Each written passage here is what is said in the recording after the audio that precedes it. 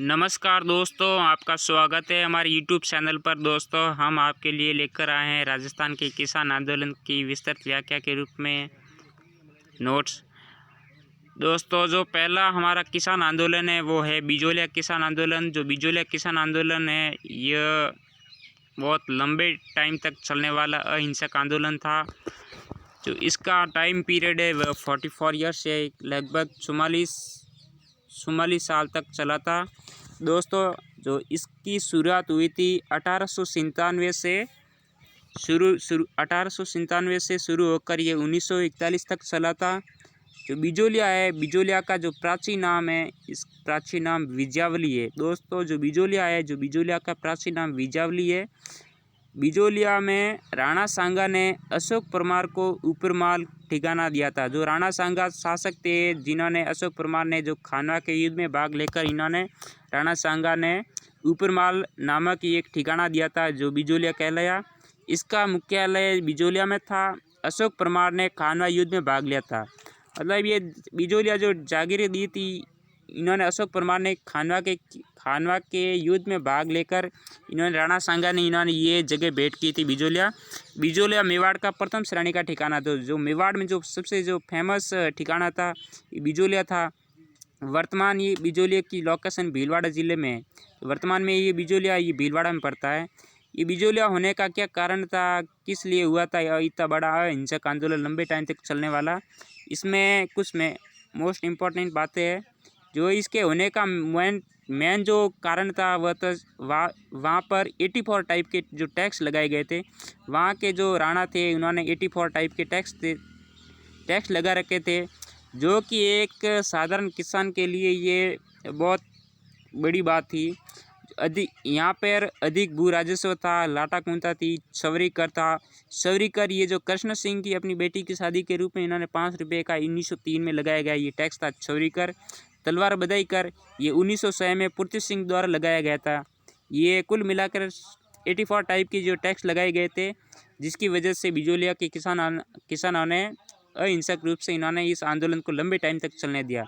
यह आंदोलन 3 चरणों में होता है। जो मोस्ट इम्पोर्टेंट है, यह आंदोलन 3 चरणों के रूप में हुआ था। 1897 से शुरू होकर 1941 तक चला था।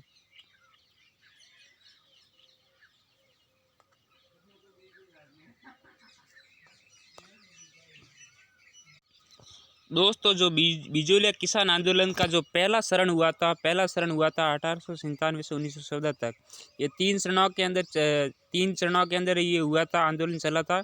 जो पहला चरण था 1897 से 1914 तक, इसका पहला चरण था। यह आंदोलन धाकड़ जाति के किसानों द्वारा किया गया था। जो इस आंदोलन में जो किसान थे वह धाकड़ जाति के किसान थे, और ये गिरधरपुरा नामक गांव में हुआ था। जो गिरधरपुरा गांव था, गिरधरपुरा गांव से इसकी शुरुआत हुई थी। साधु सीताराम दास के कहने पर नानजी पटेल व ठाकरी पटेल मेवाड़ के महाराणा फतेह सिंह के पास शिकायत के लिए गए थे, और हामिद को जांच के लिए भेजा गया था। जो इस बिजोलिया किसान आंदोलन में हामिद को जांच के लिए भेजा गया था, और इसका प्रथम चरण में किसानों को सफलता नहीं मिली थी। जो पहला चरण हुआ था 1914 तक चला था, इसमें किसानों को कोई सफलता नहीं मिली थी। और इसमें जो स्थानीय नेता थे, एक तो थे प्रेमचंद बिल, दूसरे थे फतेहकरण चारण, और तीसरे थे बर्मादेव। ये जो 3 नेता थे, इन 3 नेताओं ने पहले बिजोलिया के पहले चरण में इन्होंने पार्टिसिपेट किया था। जो दूसरा चरण हुआ था 1915 में। 1915 में दूसरा चरण हुआ था, और 1923 तक ये जो दूसरा चरण चला था। इसमें नेता थे एक तो विजय सिंह पथिक और माणिकलाल वर्मा। जो विजय सिंह पथिक और माणिकलाल वर्मा ने इस आंदोलन को प्रसिद्धि दिलाई थी, फेमस किया था। जो विजय सिंह पथिक थे, इन्होंने ऊपरमाल पंच बोर्ड की स्थापना 1917 के अंदर की थी, और इसकी जो ऊपरमाल पंच बोर्ड की जो स्थापना 1917 में बेरसाल गांव में की थी, और हरियाली अमावस्या के दिन इसकी स्थापना हुई थी, और इसके अध्यक्ष बनाए गए थे मुन्ना पटेल को। जो मुन्ना पटेल है, ऊपरमाल पंच बोर्ड की स्थापना के बाद इनको अध्यक्ष बनाया गया था।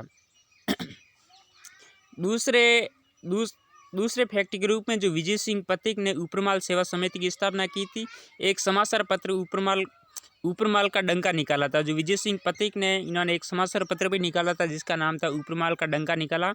1919 में मेवाड़ सरकार ने बिंदुलाल भट्टाचार्य आयोग बनाया था। 1919 के अंदर मेवाड़ सरकार जो थी इन्होंने बिंदुलाल भट्टाचार्य आयोग बनाया था और इस आयोग में 1922 में किसानों के 35 जो टैक्स थे उनको कम करके इनको आंदोलन को थोड़ा दबाया गया था। और इनके प्रयासों से समझौते से यहाँ पर जो एजीजी थे, agent to governor general Robert Holland थे, और जो पॉलिटिकल एजेंट थे ये थे विल्किंस। आगे बिजोलिया के सामंत ने समझौतों को मानने से मना कर दिया था। जो यहाँ के सामंत थे इन्होंने इस समझौते किए थे बिंदुलाल भट्टाचार्य आयोग के तहत और इन समझौतों को मानने से मना कर दिया था। और जो इसका फिर इसके बाद में इसका तीसरा शरण हुआ था। जो तीसरा शरण हुआ था ये 1923 में शुरू हुआ था और 1941 तक चला था। यानी ये तीसरे शरण के रूप में 1923 से 1941 तक चला था। जो यहाँ पर विजय सिंह पथिक के कहने पर किसानों को अपनी ज़मीनें सामंतों को दे दी थी और उसने ज़मीनों को जब्त करके बेच दी थी। यहाँ पर यह हिंसक रूप से यहाँ पर ये ज़मीनी विवाद छिड़ा था और 1927 में विजय सिंह पथिक आंदोलन से अलग हो गए थे। 1927 में जो विजय सिंह पथिक थे इस आंदोलन से अलग हो गए थे और गांधी जी ने आंदोलन के लिए जमनालाल बजाज को भेजा था। जो गांधी जी थे इस आंदोलन की जानकारी के लिए जमनालाल बजाज को भेजा था और जमनालाल बजाज ने हरिभाऊ उपाध्याय को नेता बनाया था। और 1941 में मेवाड़ के प्रधानमंत्री वी राघवाचारी तथा राजस्व मंत्री मोहन सिंह मेहता ने समझौता किया और किसानों से कर माफ़ कर दिए गए तथा उनकी ज़मीनें वापस दे दी गई। यानी ये सारी कुछ घटना हुई थी 1923 के बाद में और 1927 में लगभग आसपास हुई थी और ये सारी घटनाएं हुई थी तीसरे शरण के अंदर। और लगातार इस आंदोलन के बारे में जो मोस्ट इम्पोर्टेंट फैक्ट है, ये आंदोलन लगातार 44 वर्षों तक चलने वाला विश्व का सबसे लंबा अहिंसक आंदोलन था। जो इसके बारे में जो मोस्ट इम्पोर्टेंट बात है, ये 44 वर्षों तक चलने वाले विश्व का सबसे बड़ा आंदोलन था और राजस्थान का पहला संगठित किसान आंदोलन बोलते हैं इस बिजोलिया किसान आंदोलन को। और तिलक ने मराठा समाचार पत्र में आंदोलन के पक्ष में लिखा था। जो बाल गंगाधर तिलक थे इन्होंने मराठा समाचार पत्र निकाला था और इस आंदोलन के बारे में इन्होंने पक्ष के रूप में लिखा था। तिलक ने मेवाड़ महाराणा फतेह सिंह को पत्र लिखा था और इसके बाद में यहाँ पर गणेश शंकर विद्यार्थी ने प्रताप समाचार पत्र में इस आंदोलन के पक्ष में लिखा था और यह समाचार पत्र कानपुर से प्रकाशित हुआ था। और विजय सिंह पथिक ने गणेश शंकर विद्यार्थी को चांदी की राखी भेजी थी। जो विजय सिंह पथिक आंदोलन के जो एक्टिव नेता थे इन्होंने गणेश शंकर विद्यार्थी को चांदी की राखी भेजी थी। प्रेमचंद का रंगभूमि उपन्यास बिजोलिया किसान आंदोलन पर आधारित। जो प्रेमचंद जी जो कवि थे इन्होंने रंगभूमि उपन्यास इसी आंदोलन के बेस पर लिखा था।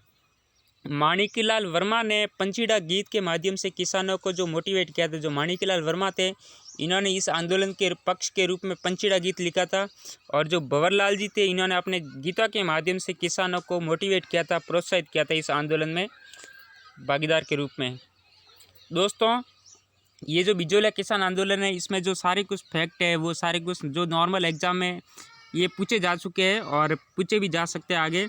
दोस्तों इस चैनल को सब्सक्राइब, लाइक, कमेंट और शेयर कीजिए। अगर वीडियो पसंद आए तो हमारे आगे भी शेयर कीजिएगा। धन्यवाद दोस्तों।